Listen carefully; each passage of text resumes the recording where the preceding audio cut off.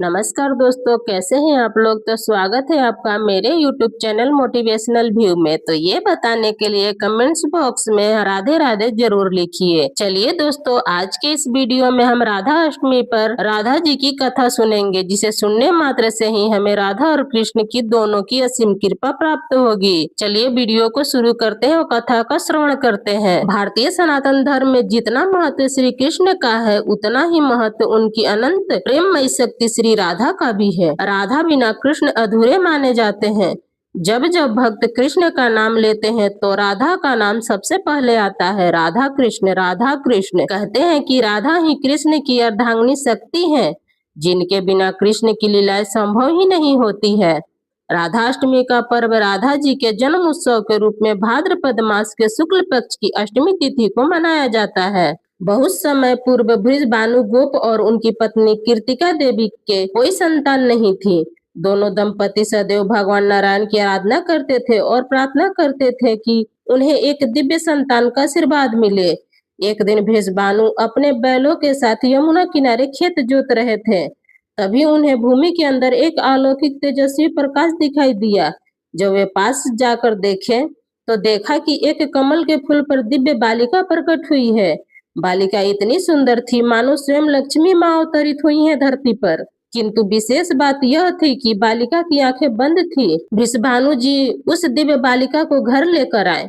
उनकी पत्नी कीर्तिका ने उस बालिका को अपनी संतान के रूप में स्वीकार किया। पूरा गांव इस अद्भुत घटना को देखकर आश्चर्यचकित हो उठा। ब्रजवासियों ने सोचा कि स्वयं भगवान की कृपा से यह कन्या आई है। उस दिन से वृषभानु और कीर्तिका के घर में सुख समृद्धि छा गई। चारों तरफ खुशियां ही खुशियां आ गई और इस दिव्य कन्या का नाम रखा गया राधा। राधा जी बचपन से ही अलौकिक थी। यद्यपि उनकी आंखें जन्म से ही बंद थी, परंतु उनका मुखमंडल ऐसा तेजस्वी था कि जो देखता मानो मंत्र मुक्त हो जाता और राधा जी को देखते ही रहता और उन्हें निहारते ही रहता। उनकी छवि पर से अपनी आंखें हटा ही नहीं सकता था। इतनी सुंदर थी राधा रानी। उसी समय नंद बाबा और यशोदा जी के घर में नंद उत्सव में श्री कृष्ण का जन्म हुआ। जब बृजभानु जी अपनी पुत्री राधा को लेकर नंद गांव गए, वहां कृष्ण जी उपस्थित थे।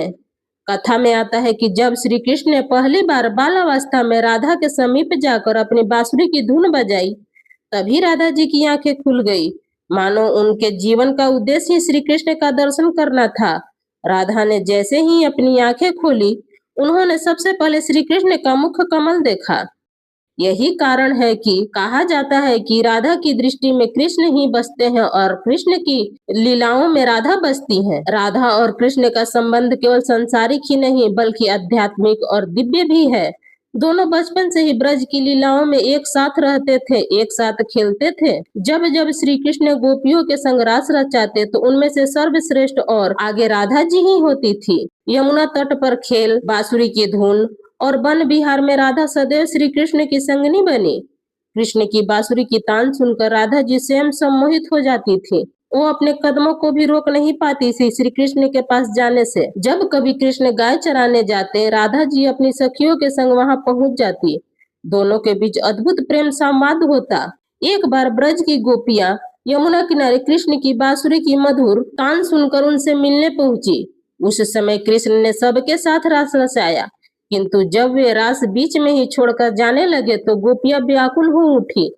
आज हमें कृष्ण क्यों छोड़कर जाने लगे? परंतु जब कृष्ण राधा के साथ थे तो वे कहीं नहीं गए।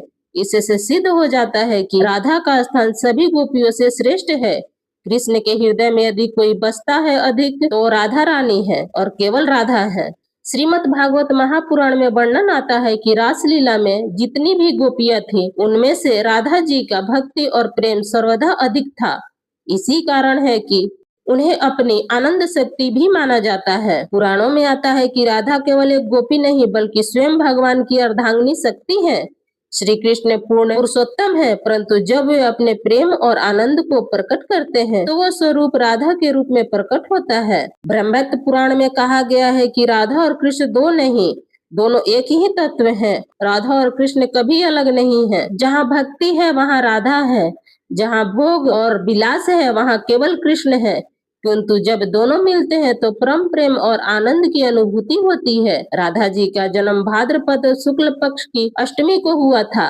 इस दिन विशेष रूप से राधा कृष्ण की पूजा की जाती है। प्रातः स्नान करने के बाद व्रत का संकल्प लिया जाता है। राधा कृष्ण की संयुक्त प्रतिमा या चित्र को पंचामृत से अभिषेक करना चाहिए। तुलसी की माला, माखन, मिश्री, गुलाब की पंखुड़िया से पूजन किया जाता है।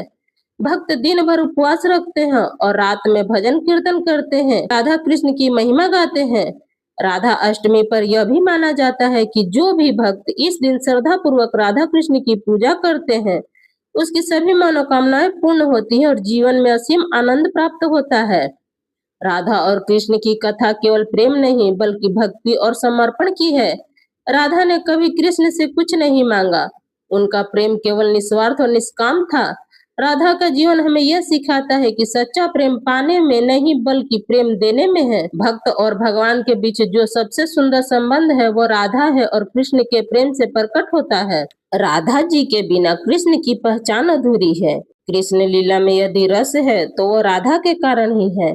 इसलिए राधा अष्टमी का पर्व न केवल राधा के जन्म उत्सव के रूप में मनाया जाता है बल्कि प्रेम, भक्ति और समर्पण का भी ये उत्सव है। जो भक्त इस दिन राधा कृष्ण का ध्यान करते हैं उन्हें सांसारिक जीवन से, दुखों से मुक्ति और परम शांति की प्राप्ति होती है। राधा रानी और कृष्ण का हमें अकेले पूजा नहीं करनी चाहिए, दोनों को संयुक्त साथ में पूजा करना चाहिए। तो बोलिए राधे राधे। तो दोस्तों आज का मेरा वीडियो बस यहीं तक का था। कैसा लगा आपको मेरा वीडियो ये बताने के लिए कमेंट्स बॉक्स में जरूर कमेंट करिएगा। अगर आपको मेरा वीडियो पसंद आता है तो प्लीज आप मेरे वीडियो को एक लाइक कर दीजिएगा और चैनल पर पहली बार आए हैं तो चैनल को पक्का सब्सक्राइब कर दीजिएगा। तब तक दोस्तों जहां भी रहिए खूब खुश रहिए, स्वस्थ रहिए। धन्यवाद।